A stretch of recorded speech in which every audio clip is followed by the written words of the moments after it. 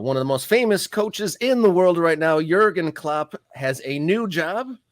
Is it for a new club? No, it is for Red Bull. He is now becoming the global head of Red Bull Soccer.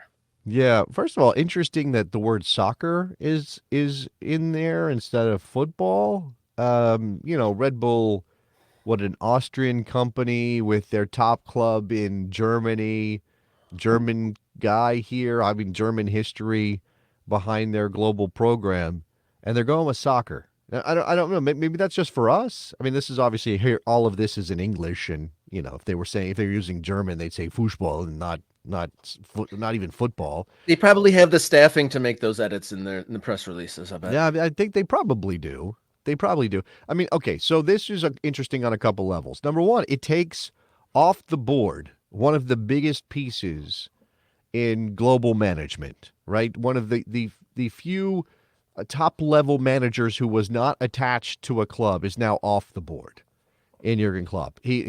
And this makes a lot of sense based on what we saw go down at the end of last season with his departure from Liverpool. That he seemed to be a guy who was just gassed, right? He was just done, cooked after managing in an intense environment like the Premier League for 7 years, having been at Dortmund, having made his way through the ranks of global management. We don't see a lot of guys sort of recognize that maybe, and this is also his personality, I think, right? Recognize that it's taking a toll. Obviously, they're from family concerns. So he, instead of going into another managerial position where he would just ratchet up that intensity again, because what clubs are Jurgen Klopp going to be up for? The biggest clubs on the planet, right? He decides to take over a global program with Red Bull. And that means that he is not going to have to do the day-to-day, week-to-week grind of trying to win matches. Like it matters if Red Bull soccer clubs win matches for Jurgen Klopp's job rating. Like when he goes in and has his annual review and they sit him down, they're going to say, well, this club is doing well and this club is doing well and this club's doing poorly. And that will matter for him. But he's not the one in charge. He's not making the on-field decisions. He's not picking the personnel. He's not picking the lineups. So now he can just kind of sit back, big picture, and work in development. I want to develop, improve, and support the incredible football talent that we have at our disposal.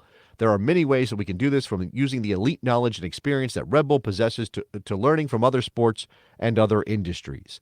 I mean, it's a little sad for me because Jurgen Klopp on a sideline is such a feature of global football over the last decade. Chomping the air and doing all the Jurgen Klopp things we know him to do. And now he's gonna be a suit. He's an Yeah. executive. I did Right? find myself daydreaming. My family was actually talking about the new coaching hire at the United States men's national team, and I found myself daydreaming again what it would have looked like having Jurgen Klopp on the sidelines for the Americans, and how much excitement this gentleman can draw out of anyone. I mean, anyone who watched like Jurgen Klopp on Jimmy Kimmel Live would instantly fall in love and wouldn't be engaged. And that would have just been a beautiful thing. But I got to also step back and, give him his flowers that he's done so much and so well. He has his pick of any job. Well, and the fact that he can get a new job that starts at the beginning in January. How nice would that be to have a job offer where it's like, all right, in 2 months, yeah, get at it. yeah. People are definitely interested in him taking the tour and coming stateside. Jersey Jurgen, that would be fun, right? When we see him at Red Bull Arena, perhaps, from Sean there in the chat. But there are, again, I'm of two minds. The human being says, good for Jurgen. Finding a job that is not going to burn him out, that he can still be involved in the sport. He can still have get his hands dirty on development, and he can have a direct impact on talent in on the global scene and in the global picture, and that means clubs in Brazil and the United States and Germany and Austria and all this stuff.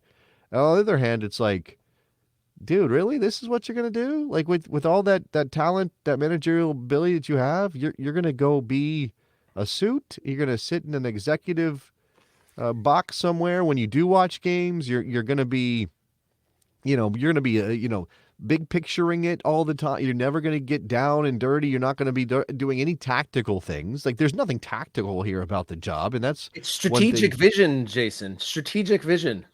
Yeah, I guess. I mean, the other part of it is too. He is now directly attached to the multi-club ownership scheme, which I loathe with a passion, which I think is destroying the game from the inside out. Like I think this is an insidious thing that is happening with these global programs.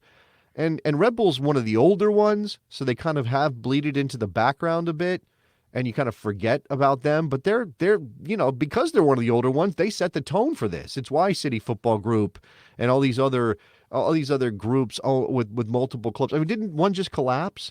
Didn't whoever was involved in Everton, 777 Partners, and somebody else, and then there's all these collapsing things. Like we don't know if this is good for the game. I think it's probably bad. It certainly undermines the independence of various clubs that have, in some cases, deep history. And here Jurgen Klopp is going, "Yep, sign me up. I'm in for this." That sucks.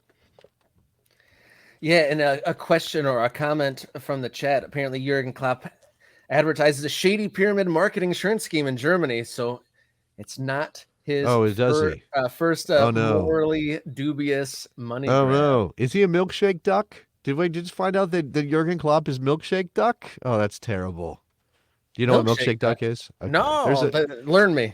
There's a famous tweet from years ago, where it's like milkshake duck is the video of milkshake duck is taking the internet by storm. Everybody loves milkshake duck, and then a week later we regret to inform you that milkshake duck is racist.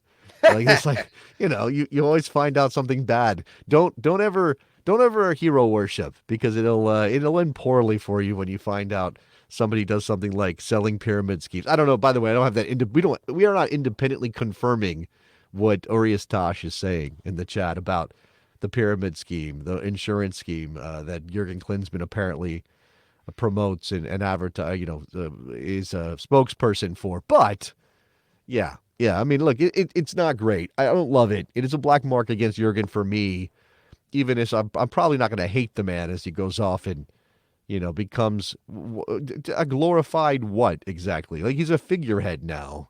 Like he's talking about development, global soccer. What does that mean? He gets to fly between various cities and watch games, and then most of the time live in Germany where he wants to be.